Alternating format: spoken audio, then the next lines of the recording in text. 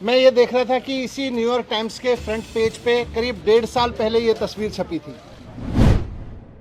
ये भारत के लिए बहुत बड़ी बात है, बहुत गर्व की बात है कि देश का एजुकेशन मॉडल उस तरफ जा रहा है जहां दुनिया उसकी चर्चा कर रही है। कोविड के दौरान लाखों लाशें मां गंगा के किनारे पर किस तरह से गैर इंसानियत से जलाई गई थी, उसकी तस्वीर, उसकी खबर न्यूयॉर्क टाइम्स में छपी थी 1.5 साल पहले।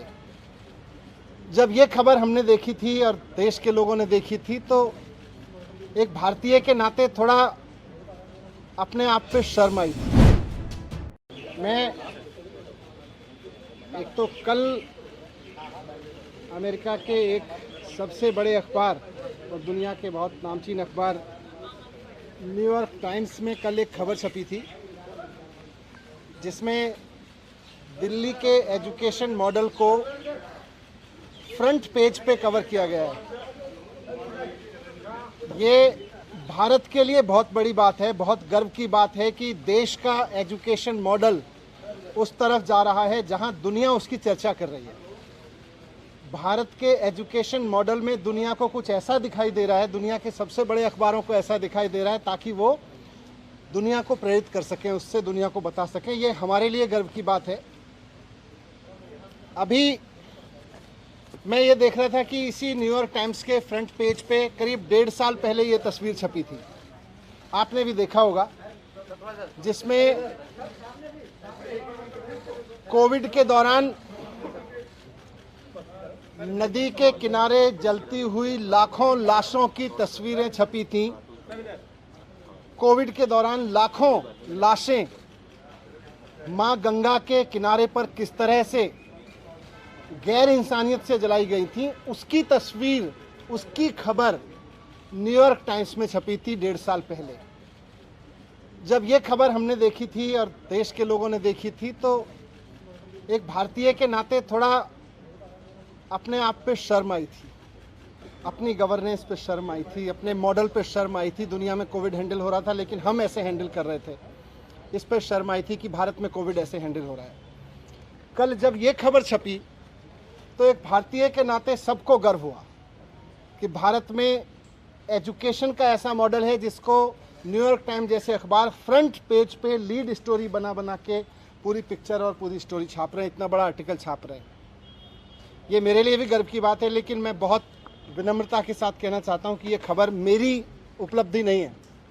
ये खबर मेरी वजह से नहीं छपी कि मैंने कुछ ऐसा कर दिया जिसकी तारीफ हो रही है। ये एक्चुअली दिल्ली के टीचर्स की तारीफ है।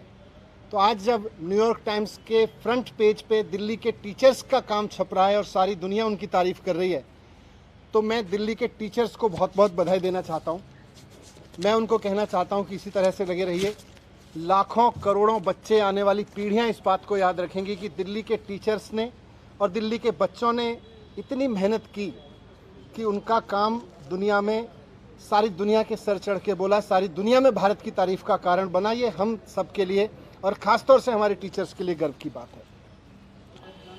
कल मेरे घर सीबीआई के ऑफिसर्स आए थे और दिल्ली सचिवालय में मेरे जो एजुकेशन मिनिस्टर का, डिप्टी सीएम का ऑफिस है, वहाँ पर भी उन्होंने रेड की थी।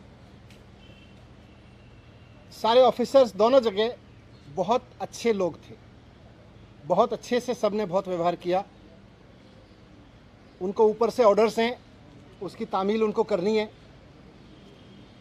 जो भी उनसे सही गलत कराया जा रहा है वो ऊपर के ऑर्डर से कराया जा रहा है। लेकिन मैं व्यक्तिगत रूप से खुद और अपने परिवार की तरफ से उन तमाम सीबीआई ऑफिसर्स का बहुत धन्यवाद करना चाहता हूं जिन्होंने कल बहुत अच्छे से मेरे परिवार के साथ व्यवहार करते हुए मेरे घर को सर्च किया। और मुझे व्यक्तिगत रूप से उनसे मिलके अच्छा लगा। सीबीआई कोई अपने घर पे नहीं चाहता है, लेकिन अच्छे लोग थे, अच्छा लगा। जिस एक्साइज पॉलिसी के बारे में ये सारा विवाद खड़ा किया जा रहा है, मैं उसके बारे में कहना चाहता हूं कि वो इस देश की सबसे बेस्ट एक्साइज पॉलिसी है और उस पॉलिसी को हम पूरी ट्रांसपेरेंसी और पूरी ईमानदारी से लागू कर रहे थे और बहुत ईमानदारी से वो पॉलिसी तैयार की गई। अगर दिल्ली के एलजी साहब ने 48 घंटे पहले उस पॉलिसी को फेल करने की साजिश के तहत अपना फैसला नहीं बदला होता तो आज दिल्ली सरकार को इस बेस्ट एक्साइज पॉलिसी से कम 10,000 करोड़ रुपए हर साल मिल रहे होते। ये लोग कह रहे हैं कि इस पॉलिसी में बहुत बड़ा घोटाला हो गया। कल मैं मनोज तिवारी जी का एक प्रेस कॉन्फ्रेंस देखा मैंने। मनोज तिवारी जी कह रहे थे कि 8,000 करोड़ का घोटाला हो गया है एक्साइज पॉलिसी में। मनीष सिसोदिया ने 8,000 करोड़ का घोटाला किया।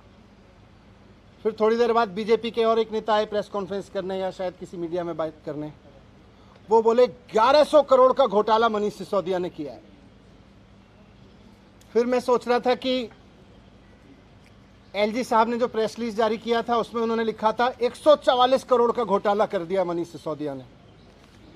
कल फिर जब सीबीआई के ऑफिसर्स आए तो वो एफआईआर लेके आए थे, उसमें ना 8,000 करोड़ का जिक्र था ना 1100 करोड़ का जिक्र था। उसमें लिखा था सोर्सेज कह रहे हैं कि 1 करोड़ का घोटाला हुआ है।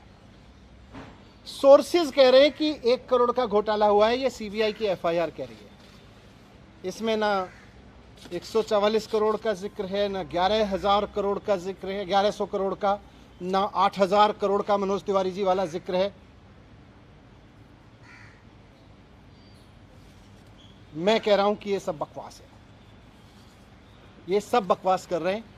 इस पूरी पॉलिसी में कोई घोटाला नहीं हुआ, बहुत शानदार पॉलिसी है। और जो ये लोग कह रहे हैं इनको ना तो कुछ पता है ना इन्होंने कुछ पढ़ा है, बस इनको तो कहीं से कोई स्क्रिप्ट जो दी जाती है ये उसको रटते हैं। मैं आज आपको बताता हूं कि इस पूरे शोर शराबे के पीछे असली कहानी क्या है, इसका सच क्या है। सच ये है कि मुद्दा शराब का घोटाला है ही नहीं। इनको शराब के किसी घोटाले की चिंता नहीं है, इनको घोटाले की चिंता नहीं है। अगर इनको शराब के घोटाले की चिंता होती तो गुजरात में हर साल 10,000 करोड़ रुपए की एक्साइज चोरी होती है। अगर शराब की एक्साइज की चोरी की अगर चिंता इनको होती, एक्साइज के घोटाले की इनको चिंता होती, तो आज ये सीबीआई का पूरा हेडक्वार्टर गुजरात में शिफ्ट करा देते 10,000 करोड़ का घोटाला रोकने के लिए। और यही लोग करवा रहे हैं, जो लोग सीबीआई को इंस्ट्रक्शंस दे रहे हैं ना, यही लोग गुजरात में 10,000 करोड़ रुपए की एक्साइज की चोरी कर रहे हैं। लेकिन इनको घोटाले की चिंता नहीं है। शराब की एक्साइज की पॉलिसी में हो रही चोरी की किसी की चिंता नहीं है, क्योंकि गुजरात में 10,000 करोड़ की चोरी हो रही है, वहां सीबीआई नहीं भेजते। अगर घोटाले की चिंता होती तो ईडी का दफ्तर वहां खुल जाता, ईडी का पूरा हेडक्वार्टर वहां शिफ्ट हो जाता, वहां नहीं हो रही कोई धरपकड़।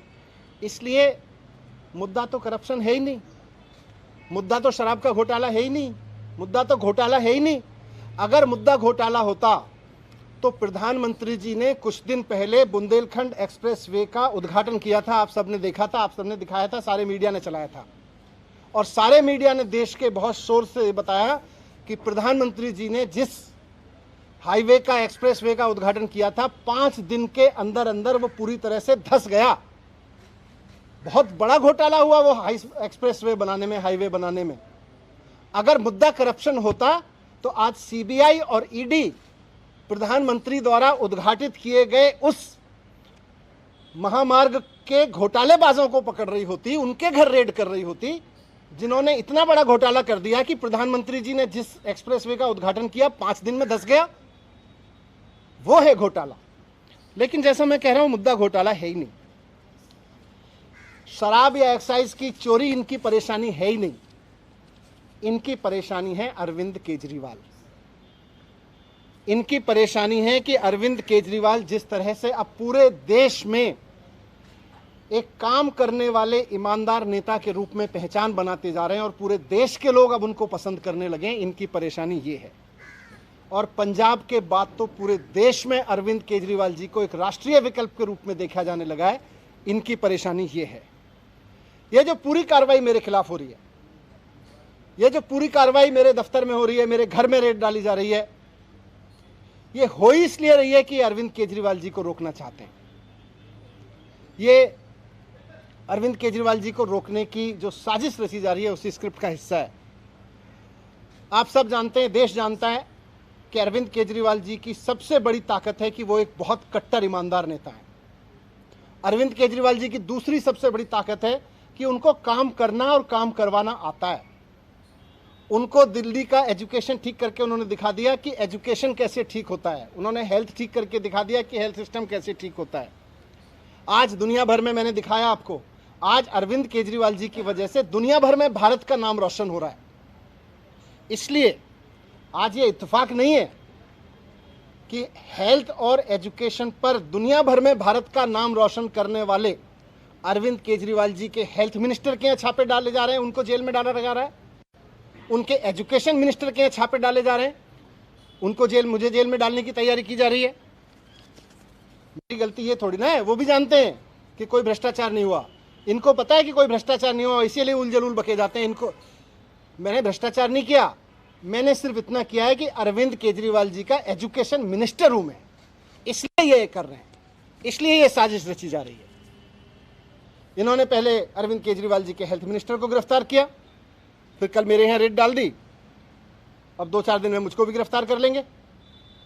तो हेल्थ और एजुकेशन मॉडल जो है अरविंद केजरीवाल जी का, इनका मकसद है कि उसको रोका जाए। मैं कहना चाहता हूं कि देश के प्रधानमंत्री नरेंद्र मोदी जी को पूरे देश ने इतना बड़ा जनमत दिया है, ये शोभा नहीं देता प्रधानमंत्री जी को, नरेंद्र मोदी जी को ये शोभा नहीं देता कि वो इस तरह की छोटी छोटी सोच रखते हैं कि कोई आदमी काम करे तो उसके हेल्थ के काम को रोक लो, एजुकेशन मिनिस्टर को जेल में डालो, हेल्थ मिनिस्टर को जेल में डालो, क्योंकि वो अच्छा काम कर रहे हैं, क्योंकि सारी दुनिया में तारीफ हो रही है। अरविंद केजरीवाल जी में और नरेंद्र मोदी जी में मैं आज रखना चाहता हूं आपके सामने कि अरविंद केजरीवाल जी और नरेंद्र मोदी जी में यही फर्क है। केजरीवाल जी को अगर कोई अच्छा काम करते हुए दिखता है तो केजरीवाल जी उसकी प्रशंसा करते हैं, उससे प्रेरणा लेते हैं, उसकी तारीफ करके उसका हौसला बढ़ाते हैं और खुद उससे सीख के खुद करना चाहते हैं। मोदी जी का रुख यह है कि उनको अगर कोई अच्छा काम करता हुआ दिखता है तो वो उसके काम को रोकना चाहते हैं, उसके काम को साजिश के तहत रोक रोक के उसके लोगों को और उसको सीबीआई और ईडी का डर दिखा दिखा के उसको रोकना चाहते हैं। 2 दिन पहले अरविंद केजरीवाल जी ने make in India campaign launch किया। देश को नंबर 1 बनाना है, शिक्षा के जरिए, स्वास्थ्य के जरिए, रोजगार के जरिए। इस पे तो सारे देश को गर्व है, इस पे मोदी जी को भी गर्व होना चाहिए कि हमारे देश का एक मुख्यमंत्री make India number 1 campaign launch कर रहे हैं। हेल्थ और एजुकेशन के जरिए एक देश का विकास करने का विजन लेके चल रहे हैं। मोदी जी को तो इनको सपोर्ट करना चाहिए था। लेकिन जिस दिन अरविंद केजरीवाल जी ने मेक इंडिया नंबर 1 कैंपेन जारी किया, उसके 2 दिन के अंदर अंदर मोदी जी ने केजरीवाल जी के एजुकेशन मिनिस्टर के यहाँ पे सीबीआई की रेड करवा दी। केजरीवाल जी गरीबों के लिए, आम मिडिल क्लास आम आदमी के लिए काम करते हैं, उसके लिए सोचते हैं। मोदी जी केवल और केवल अपने कुछ करोड़पति अरबपति लोगों के लिए, अपने कुछ अरबपति दोस्तों के लिए सोचते हैं, उनके लिए काम करते हैं। केजरीवाल जी 24 घंटे देश के लिए सोचते हैं कि कैसे देश को आगे बढ़ाया जाए, कैसे सारे बच्चों को अच्छी शिक्षा दी जाए, कैसे किसी गरीब से गरीब आदमी का इलाज करवा दिया जाए।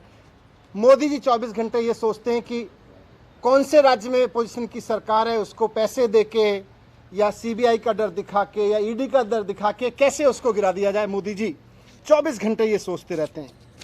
जिस तरह से इन्होंने पिछले दिनों में पैसे के दम पे, ईडी के दम पे, सीबीआई के दम पे कई सरकारें गिराई हैं, आप सबने भी रिपोर्ट किया है। महाराष्ट्र में, गोवा में, तमाम बिहार में भी किया था इन्होंने, कर्नाटक में किया, मध्य प्रदेश में किया।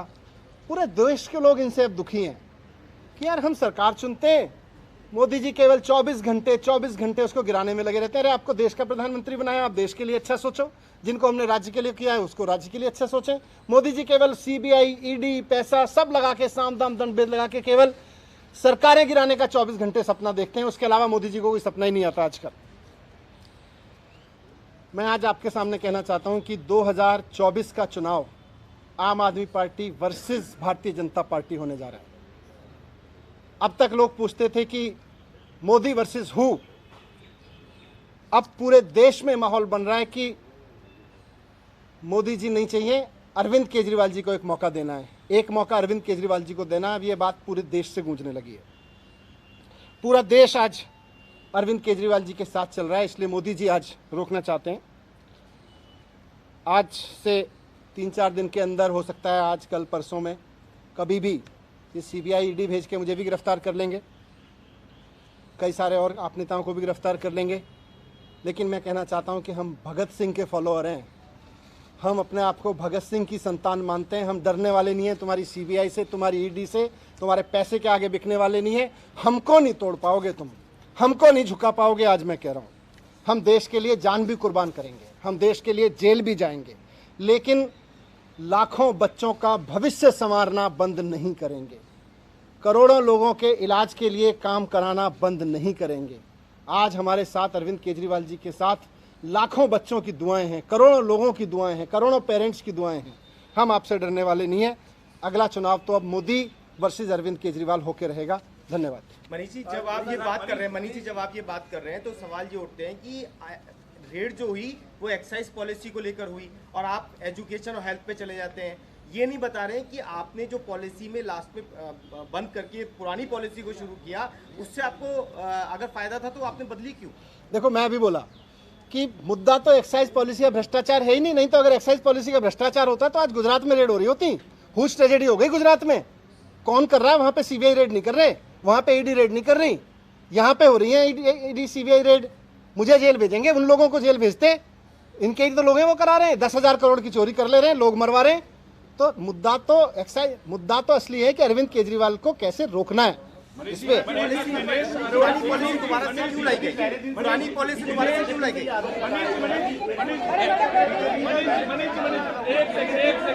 बीजेपी पहले दिन से ये आरोप लगा रही है कि 144 करोड़ रुपए जो हैं धारकों के रिफंड किए गए और ये चीफ सेक्रेटरी की रिपोर्ट में भी ये वाली बात है, जिसके मैं कह रहा हूँ ये सीबीआई की एफआईआर है। इसमें मनोज तिवारी के 8,000 करोड़ का घोटाला कहाँ है? इसमें बीजेपी के नेताओं के 1100 करोड़ वाला घोटाला कहाँ है जो कह रहे हैं? इसमें वो 140 करोड़ का घोटाला कहाँ है? बताएं। इसमें लिखा है कि सोर्सेज कह रहे हैं कि 1 करोड़ का घोटाला हुआ है। सीबीआई